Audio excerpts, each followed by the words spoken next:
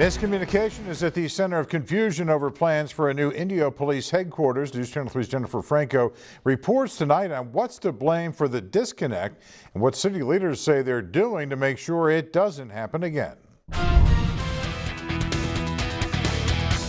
I think it's the morale of our troops. I think it's the opportunity to go out and look at other opportunities for bringing in new officers. Plans are moving forward on a new proposed police headquarters in Indio. In February, I went along with city council members for a first look at phase 1 of 2 for the public safety campus.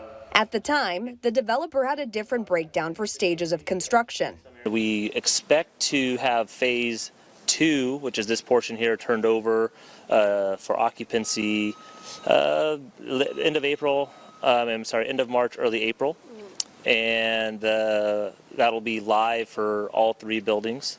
And phase 3 will then take place about 6 months later. With the rest of the public safety campus already built, it's been a chaotic road getting to where council is now. If we do a design build where we have the actual contractor go do it, they can start any time. At Wednesday night's meeting, council member Glenn Miller shared his thoughts for getting the ball rolling on the new police headquarters. That's when city manager Brian Montgomery raised this question. It was before my time. I had to research a little bit. What was the decision pattern that caused for some of them to be built and one of them not? Now, Mayor Lupe Ramos-Amith says she's setting the record straight. We always considered various options. What we were surprised about was that the complete public safety campus was not submitted to the Planning Commission for approval. We really don't have an explanation for that. She says those decisions were made by the previous administration. We were never asked, so there's no thought process. It was one person that made a decision. When I arrived, it was a discussion of renovation.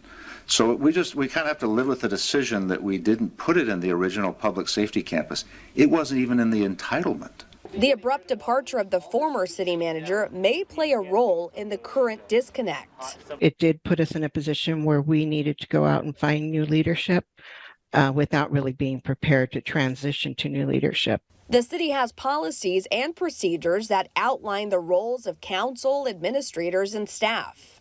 But the reality is we haven't been relying on it, and we need to get back to having these standardized processes so that we make sure that there's continuity. A lesson learned as the city pursues its priorities. What steps are you and your administration taking to ensure that, these gaps in communication between council and staff don't happen for future projects? The city attorney and Mayor Pro Tem and I have been working on a new policies and procedures book because our old book dated back to the 50s or 60s, and we feel it's just time to start from scratch. In Indio, Jennifer Franco, News Channel 3. And you can find all of our in-depth reporting on the Indio Public Safety Campus online at KESQ.com.